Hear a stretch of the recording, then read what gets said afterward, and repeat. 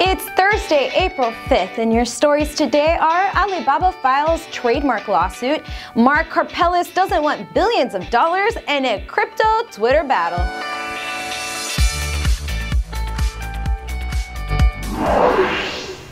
Hello world, you're watching The Comment on ETHNews, and it's time for your first story of the day.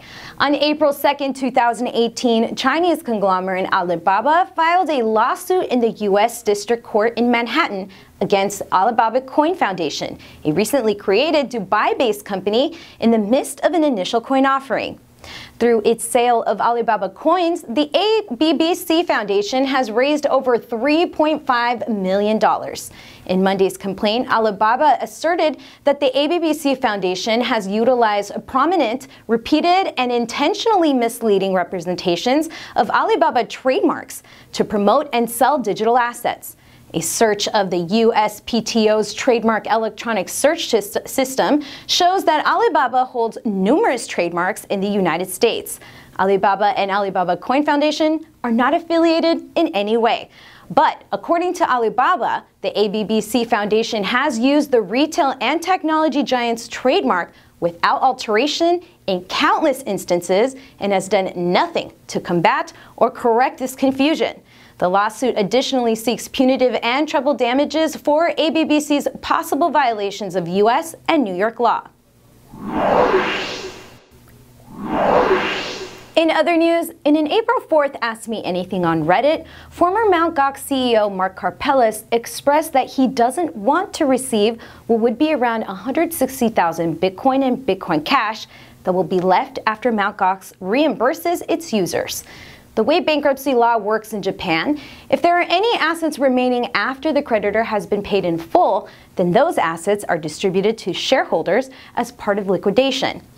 The creditors would receive the value of their Bitcoin holdings in Japanese yen, not Bitcoin itself. This leaves the leftover Bitcoin worth about $1.12 billion at current market price. Karpeles further highlighted his intent to move Mt. Gox to a civil rehabilitation. That would give creditors the ability to vote on the exchange's future, advocating for creditors to be reimbursed in Bitcoin. Karpeles says he's doing his best to make it happen. He wrote, quote, "I just want to see this end as soon as possible, with everyone receiving their share of what they had on Mt. Gox, so everyone, myself included, can get some closure," unquote. Not exactly the fairy tale ending we expected, but we'll take it. And finally, back in December 2015, Craig Wright, an Australian computer scientist or businessman or doctor, publicly claimed to be the creator of Bitcoin, Satoshi Nakamoto. That didn't sit well with the creator of Ethereum and co-founder of Bitcoin magazine, Vitalik Buterin. And it was just the beginning of the best feud in the crypto space. At Deconomy in Seoul, South Korea earlier this week, both Vitalik and Wright were invited to speak. And as you can imagine, having both of them in the same event was hilarious. During Craig Wright's presentation, Vitalik live tweeted his thoughts just for funsies. Vitalik called Wright crazy, and in a Q&A period that followed the presentation, he pointed out several errors in Wright's presentation and asked, "Why is this fraud allowed to speak at this conference?" During his presentation, Wright spoke directly about the Lightning Network, which is in part created by Joseph Poon. Wright said the Lightning Network gamma can be less than zero, and even went on a slight rant about selfish mining and honest mining. Poon happened to be sitting in the audience and felt the need to comment by saying, quote, "I wrote the Lightning Network white paper and I straight up don't understand a word of your presentation," unquote.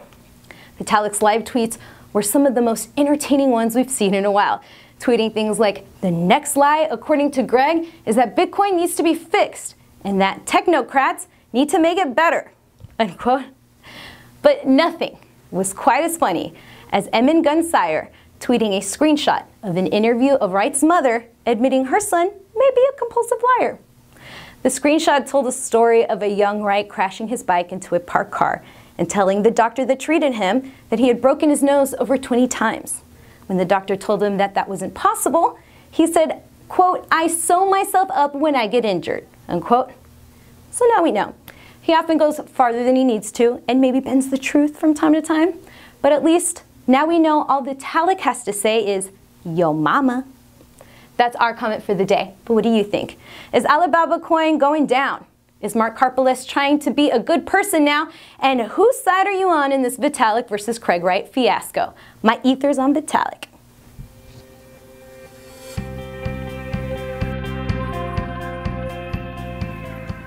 Join me back here on the comment as I catch you up on the latest in Ethereum and blockchain. If you like this episode, let me know by clicking the thumbs up.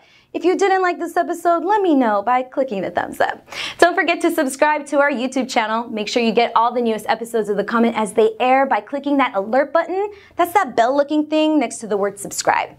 If you missed our latest episodes, you can catch up on ETHNews.com or on YouTube, or just subscribe so you don't miss them anymore, silly. Follow me on Twitter and Instagram at ETHNewsy. That's at ETHNewsSy. And we'll see you next time.